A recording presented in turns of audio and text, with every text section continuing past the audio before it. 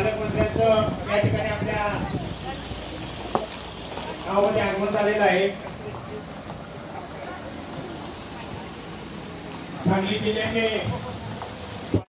माननीय नामदार चंद्रकांत दादा पाटील यांचं या ठिकाणी आगमन झालेलं आहे। त्याच्या वतीनं त्यांचं सहर्ष स्वागत।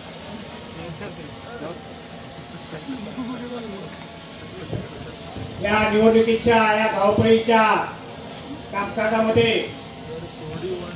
जास्तीचा वेळ काढून आपल्या पुंदी गावाला त्यांनी वेळ दिलेला आहे।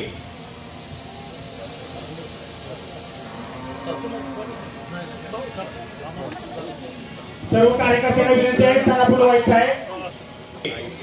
तथा संसदीय कार्यमंत्री माननीय नामदार चंद्रकांतदादा पाटील यांचं भारतीय जनता पार्टी पुंदी व पुंदी ग्रामस्थांच्या वतीनं सहर्ष स्वागत। मी सर्व उपस्थित मान्यवरांचं आमच्या भारतीय जनता पार्टी पुंदी व पुंदी ग्रामस्थांच्या वतीनं सहर्ष स्वागत करतो। जिल्हा परिषद आणि पंचायत समितीच्या निवडणुकीच्या पार्श्वभूमीवर आपल्या दोदोंडी जिल्हा परिषद गटातील सौ अनिता जयवंत पाटील व दोदोंडी पंचायत समिती गणातील अश्विनी श्रीरंग पाटील यांच्या प्रचारार्थ पालकमंत्री या ठिकाणी आपल्याला झालेल्या विधानसभेच्या निवडणुकीमध्ये आपण सभेच्या निवडणुकीमध्ये आम्हाला रोखण्याचा भरपूर प्रयत्न झाला या गावामध्ये, परंतु एक नंबरचं भारतीय जनता पार्टीचं मतदान आम्ही या गावात, आणि विशेष म्हणजे एक दिलानं काम करणारं हे आमचं गाव आहे। एक महत्वाची पायरी मानली जाते। येणारा निधी हा तिथून झिरपतो आणि त्यामुळे या निवडणुकांना मिनी विधानसभेच्या निवडणुका असं म्हटलं जातं। तर अशा 7 तारखेला होणाऱ्या जिल्हा परिषद 12 मध्ये आपणही आहोत सांगली जिल्हा, आणि त्याच्यामध्ये आज ह्या ठिकाणी दुधोंडी जिल्हा परिषद गटाच्या अधिकृत उमेदवार अनिताताई जयवंत पाटील आणि दुधोंडी पंचायत समिती गणातील अधिकृत उमेदवार अश्विनीताई श्रीरंग पाटील यांच्या बाबा दुसरा गण कोणता, काय नाव नाही तिथल्या दीपक मोहिते, हे गाव मतदान करेल ते अश्विनी वहिनींना करेल। प्रत्येकाला 2 मतं आहेत, त्यामुळे आपल्याला जास्त किंमत आहे 2 मतं। तर ती दोन्ही मतं ही व्यवस्थित आपण अभ्यास करून द्यावीत। कमळ चिन्हासमोरचं बटन दाबून मोदींचे हात देवेंद्रजींचे हात मजबूत करावेत, कारण ह्या दोघांनी देशाचा आणि राज्याचा प्रचंड विकास केला आणि पुढच्या अनेक विकासाच्या योजना ह्या त्यांच्या डोक्यात आहेत। काल बजेटमध्ये काही घोषित झाल्या। महाराष्ट्राचं बजेट 6 मार्चला बहुधा असेल। राज्याचा संसदीय कामकाज मंत्री मी असल्यामुळे जे टाइमटेबल ठरवलं ते 6 मार्चला असेल, आणि मग 6 मार्चला महाराष्ट्राच्या बजेटमधून सुद्धा खूप विकासाचे विषय समोर येतील।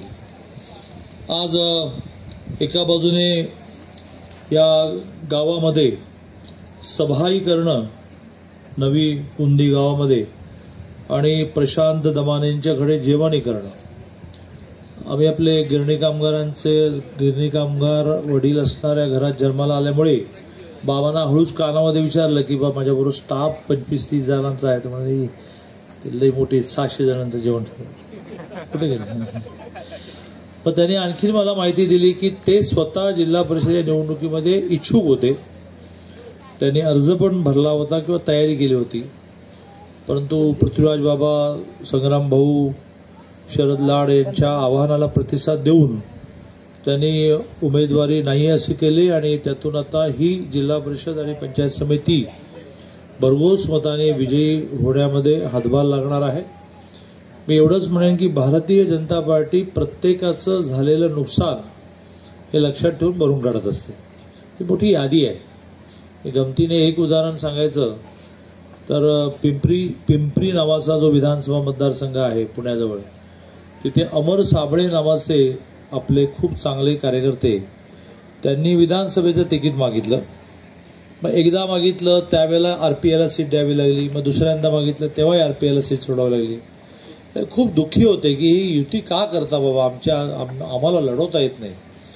आणि वन फाईन मॉर्निंग एका शुभ सकाळी दिल्लीहून राज्यसभेसाठी त्यांचं नाव नक्की झालं आणि विधानसभाही लढायला न मिळालेले अमर साबळे हे राज्यसभेचे खासदार झाले.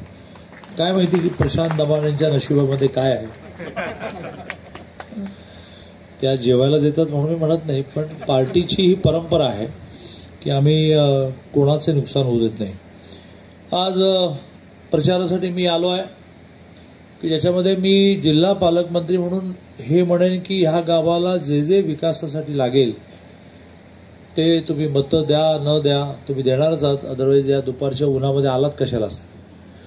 तुम्ही लोकांना सांगावं यासाठी मी काही आवाहन करणार आहे, त्याचे माझे मुद्दे तयार आहेत. पण मतं देणार आहात नाही आहात त्याच्याशी माझा विकास निधी देणं जोडलेलं नाही. आणि त्यामुळे सगळ्या पक्षाचे लोक हे म्हणजे तुमचे आमदारसुद्धा ते म्हणतात की दादांकडे भेदभाव नाही, ते सगळ्यांना समान न्याय देतात. कधी कधी त्यांना न्याय देण्यामुळे आमचे नेते नाराज होतात. पण मला पालकमंत्री या नात्याने असं वाटतं की आपण विकासासाठी कंजूषी करू नये.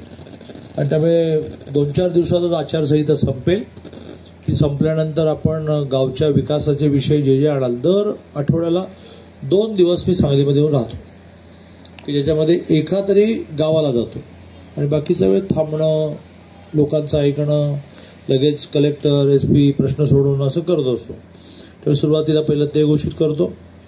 आणि सगळ्यात महत्त्वाचं म्हणजे हा एक राष्ट्रीय पक्ष आहे. बाकीचे राष्ट्रीय पक्ष नावालाच राहिलेले आहेत की ज्यांचं आता राष्ट्रीय हे फक्त त्यांच्या पक्षाच्या नावामध्ये राहिलं आहे. 22 राज्याचे मुख्यमंत्री तरी उपमुख्यमंत्री तरी BJPचे आहेत. पंतप्रधान BJPचे, राष्ट्रपती BJPच्या. म्हणजे ज्यांनी ह्या पक्षावर आरोप केले का जातीवादी पक्ष आहे, हा दलितांना जवळ करणार नाही.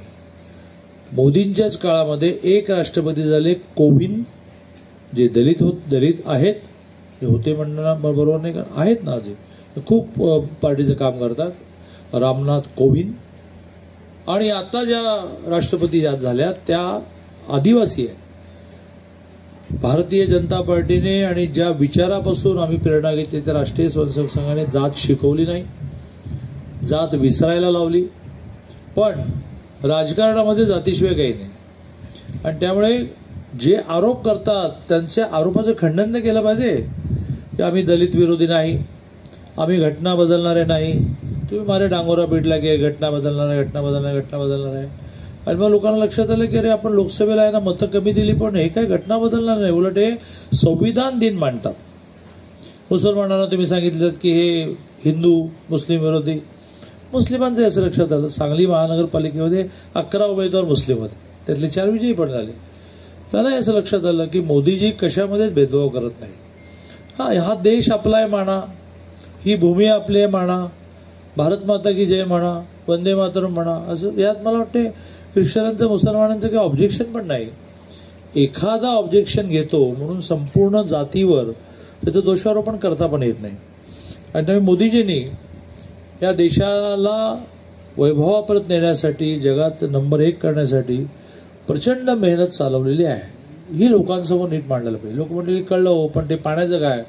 जर आपल्या जिल्ह्यामधल्या टेंभूची विस्तारित योजना पूर्ण झाली, आचारसंहिता संपल्यानंतर मला उद्घाटन करायचं आहे. म्हैसाळची विस्तारित योजना जी आहे ती 2-4 महिन्यात पूर्ण होईल. त्यामुळे शेताला पाणी आणलंच या सरकारने. सगळे बंद पडलेले धरणं अपुरी होती, कालवे अपुरे होते, कालव्यातून शेतापर्यंत जाणाऱ्या पाण्याच्या पाईपलाईन बंद पडल्या होत्या, ते सगळ्यात केल्याच आपण. पण आता थोडं सर्वसामान्य माणसाने, सर्वसामान्य मतदारांनी आपल्या प्रश्नाच्या वर यायला पाहिजे की मोदीजीने काय केलं. मोदीजीने राम मंदिर बांधलं, मोदीजीने काय केलं तर काश्मीर वाचवला, मोदीजीने काय केलं देशाच्या सीमा सुरक्षित केल्या, 370 कलम रद्द केलं, आणि बरोबरीने गरिबाचंही कल्याण केलं.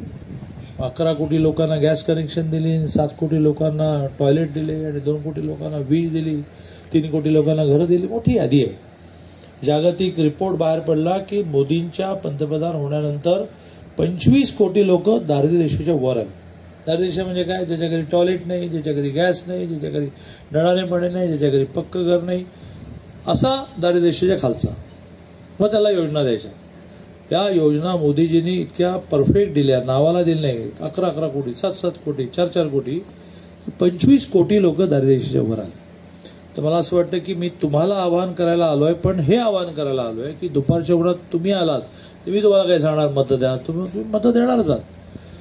पण जरा थोडे 2-3 दिवस उरले त्याच्यामध्ये भवन, आमच्या सगळ्या वहिन्या माहेर, आम्ही कोणी व्यापारी असू तर आमचा कस्टमर म्हणजे आमचा ग्राहक, ह्या सगळ्यांना आपण आगामी 2-3 दिवसामध्ये कमळे सांगायला पाहिजे. माणसाच्या कल्याणाच्या किती योजना की ज्याच्यामध्ये शेतकऱ्यांना वर्षाला 12,000 रुपये, शेतकऱ्याला वर्षाला 12,000 रुपये, आमच्या लाडक्या बहिणींना वर्षाला 18,000 रुपये. त्यामुळे आमचे शेतकरी बंधू असं म्हणतात त्यांना 18 आम्हाला 12. तर मोदींचं म्हणणं असं आहे की पुरुष हा भरपूर, त्याला इंग्लिशमध्ये एक्सपोजर म्हणतात, त्याला बाहेर जायला मिळालं, नोकरी करायला मिळाली, व्यवसाय करायला मिळाला, त्यामुळे तो ऑलरेडी पुढे गेला आहे. स्त्रीला एक्सपोजर मिळालं नाही, ती कम्पॅरेटिव्हली घरातच जास्त राहिली, त्यामुळे तिला आपण बळ दिलं पाहिजे.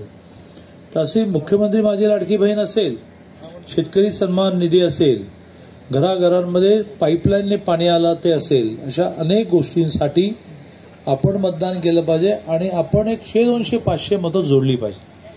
पालकमंत्री असल्यामुळे रिपोर्ट माझ्याकडे येतो रात्री, तो रिपोर्ट हेच सांगतो की बऱ्यापैकी सगळ्या पलूस कडेगावमधल्या जागा पुढे गेल्या आहेत, पण ती घोडदौड जी आहे ती मेंटेन करायला लागेल, टिकवायला लागेल. त्यात पुन्हा 100-200 मागे गेलं असे काहीतरी घटना घडून व्हायला नको. म्हणून पुढचे 2 दिवस आपण सगळ्यांनी खूप काम केले पाहिजे असं मला वाटतं. मला आत्ताच कोणतीही चिठ्ठी आणून दिली की आजपासून ह्या गणामध्ये शेतीसाठी दिवसाची लाईट सुरू केली. बरंच बोलता येण्यासारखं आहे, पण 5 लाख सोलर पंप शेतकऱ्यांना गेल्या काही दिवसात दिले. सोलर पंपामुळे काय झालं तर एका बाजूने विजेचं बिल 0 झालं, कारण सूर्यप्रकाशातून ती वीज निर्माण होते. 5 लाख रुपये त्याची कॉस्ट असते, ती सरकारने अनुदान काही आणि त्या शेतकऱ्याचे काही असं करून दिली. पण सगळ्यात महत्त्वाचं म्हणजे ती दिवसभर निर्माण झालेली वीज ही त्या जनरेटरमध्ये, इन्व्हर्टरमध्ये साठवता येते आणि मग ती दिवसभरामध्ये केव्हाही वापरता येते. त्यामुळे रात्रीच्या वेळेला लाईट येणं, रात्रीच्या वेळेला शेतात जावं लागणं, शेतात गेल्यानंतर बिबट्या असेल, साप असेल याची भीती, तर ती दिवसाची लाईट त्याला मिळायला लागली. मला चिठ्ठी मिळाल्याप्रमाणे आजपासून ह्या गणामध्ये सुद्धा दिवसाची लाईट सुरू झाली. केवळ आकडे माहिती असं म्हणून सांगायचं झालं तर मुख्यमंत्री माझी लाडकी बहीण महाराष्ट्रामध्ये 2,42,00,000 महिलांना मिळते. आपल्या जिल्ह्यामध्ये 6,99,976 जणींना म्हणजे 7 लाख जणींना मिळते. आपल्या तालुक्यामध्ये 40,661 जणींना मिळते. ही जी 12,000 वाली शेतकऱ्यांची योजना आहे ती देशात 9 कोटी शेतकऱ्यांना मिळते. आपल्या जिल्ह्यात ती 3,86,000 लोकांना मिळते. आपल्या तालुक्यामध्ये ती 40,000 लोकांना मिळते. एवढी मोठी संख्या आहे. म्हणजे काहीतरी योजना घोषित करायची, 4 लोकांना मिळाली, 10 लोकांना मिळाली अशी नाही आहे. आणि त्यामुळे आपण सगळेजण हे आकडे घेऊन या सगळ्या म्हणजे मुख्यमंत्री माझी लाडकी बहीण दर महिन्याला 4,000 कोटी, वर्षाला 48,000 कोटी, शेतकऱ्यांना 21 हप्ते मिळाले तर एव्हाना 2100 कोटी रुपये आपल्या जिल्ह्यामध्ये मिळाले. 21 हप्ते मिळून मोदींचे 6,000 आणि देवेंद्रचे 6,000. तर ह्या सगळ्या आकड्यांसहित आपण लोकांकडे पुढचे 2-3 दिवस गेलं पाहिजे. शक्य नसेल आमच्या तायांना तर फोन केले पाहिजेत, पण पत्रक दिलं पूर्वी इतकं सोपं नाही आहे. तर फोन केला, 5 मिनटं बोललो, भेटायला गेलो, 10 मिनटं बसलो, अशातून आपल्याला मतदान वाढवता येईल. पुन्हा एकदा जी पार्टीच्या हितासाठी समजदारी दाखवली त्या प्रशांत दमानेंचं मनापासून आभार मानतो. भविष्यात काही ना काही भरीव विकास म्हणून आणि त्यांना पोझिशन म्हणून, स्थान म्हणून पार्टी देईल अशा प्रकारचा शब्द देतो आणि माझं बोलणं संपलं.